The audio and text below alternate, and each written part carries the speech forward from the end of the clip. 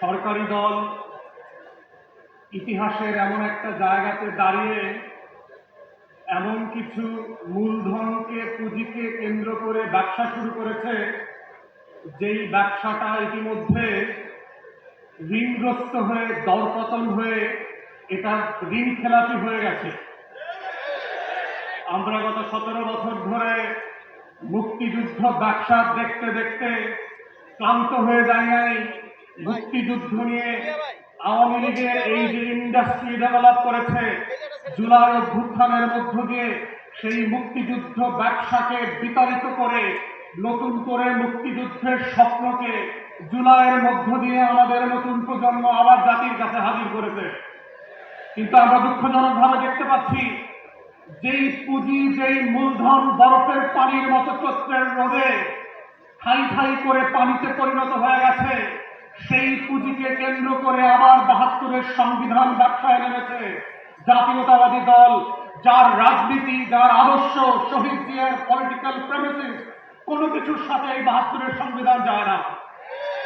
এবং যায় না বলে দেখেন আপনারা কিভাবে আগুন নিয়ে খেলছেন। মান্যবর সাবেক প্রধানমন্ত্রী, বিতাড়িত প্রধানমন্ত্রী, উনি অন রেকর্ড ভিডিওতে বলেছেন যে উনি পদত্যাগ করেন নাই। ওনার এমপ্লয়ি চুপ্পু সে বলেছে তিনি কোনো পদত্যাগ পত্র পান নাই। তাহলে ৭২-এর সংবিধান মোতাবেক, ২৪-এর দামি নির্বাচন মোতাবেক যেই প্রধানমন্ত্রী পদত্যাগ করেন নাই আর যার কাছে পদত্যাগ পত্র দেওয়া হয়েছিল তিনি পান নাই, তিনি এখনো ৭২-এর সংবিধান মোতাবেক বাংলাদেশের প্রধানমন্ত্রী। তাহলে আজকে যারা ৭২-এর সংবিধান নিয়ে খেলছেন, আপনাদেরকে জিজ্ঞেস করতে হবে নিজেদেরকে, বাংলাদেশে কি আজকে দুটো সংসদ আছে? বাংলাদেশে কি আজকে দুজন প্রধানমন্ত্রী আছে? একজন বিতাড়িত হয়েছেন আর একজন বিতাড়িত হওয়া প্রধানমন্ত্রীর চেয়ারে বসে আছেন।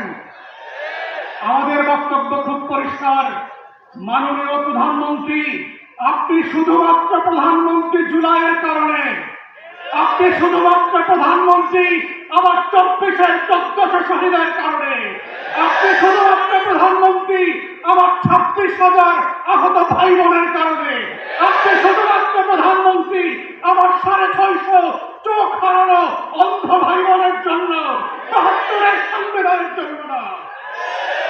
আজকে যারা ৭২-এর সংবিধান নিয়ে খেলছেন তারা আপনাদের ইতিহাস ভুলে যাবেন না। পঞ্চম সংশোধনী ফিরায় নিয়ে আসার যে রাজনীতি আপনারা প্রস্তাব করেছেন, এইটা ৭২-এর সংবিধানে যায় না। ৭২-এর সংবিধান মোতাবেক শেখ মুজিবুর রহমান এখনো জাতির জনক, এখনো স্বাধীনতার ঘোষক।